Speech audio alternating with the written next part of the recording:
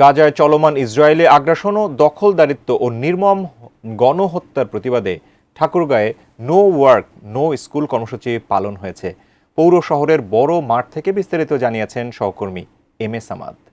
গাজায় ইসরায়েলির যে আগ্রাসন এবং নির্মম হত্যাকাণ্ডের প্রতিবাদে আজকে মানবতার ডাকে no school no work until genocide স্টপসের কর্মসূচি হিসেবে ঠাকুরগাঁও আমরা সকাল থেকে লক্ষ্য করছি জেলার বিভিন্ন শ্রেণী পেশার মানুষ এবং বিভিন্ন শিক্ষা প্রতিষ্ঠানের যারা শিক্ষার্থীরা রয়েছেন তারা কিন্তু সকাল থেকেই শহরের ঠাকুরগাঁও সরকারি বালক উচ্চ বিদ্যালয়ে বড় মাঠে সমবেত হয়ে ঠাকুরগাঁও চৌরাস্তা থেকে একটি বিক্ষোভ নিয়ে পুরাতন বাস স্ট্যান্ড এলাকা থেকে আবার চৌরাস্তার দিকে যায় এবং সেখানে অবস্থান করছে। আমরা দেখেছি যে সকাল থেকেই যারা সব বয়সী মানুষরা রয়েছেন তারা এখানে আসছেন এবং বিভিন্ন স্লোগান দিচ্ছেন, ফ্রি প্যালেস্টাইন এবং ইসরায়েলি পণ্য যাতে করে বয়কট করা হয় এবং যে আর্ত মানবতার যে মুক্তির যে পক্ষে আজকের যে গ্লোবাল স্ট্রাইক, এই যে global strike no school no working কর্মসূচি হিসেবে তারা পালন করছেন। আমাদের সঙ্গে যারা এই কর্মসূচি পালন করছেন তারা আমরা একজনের সঙ্গে কথা বলতে চাই। আজকের এই কর্মসূচির মধ্য দিয়ে কি বলতে চান? আসলে আমাদের এই কর্মসূচি শুধু আজকের জন্য ছিল না, গতকালকে ফিলিস্তিন থেকে যে আমাদেরকে সারা বিশ্বে হরতালের জন্য ডাক দেওয়া হয়েছে সে প্রেক্ষিতে আমরা ঠাকুরগাঁও রোডবাসীর একটা কাফেলা এবং তথা সারা ঠাকুরগাঁও আজকে রাজপথে নেমেছিলাম এই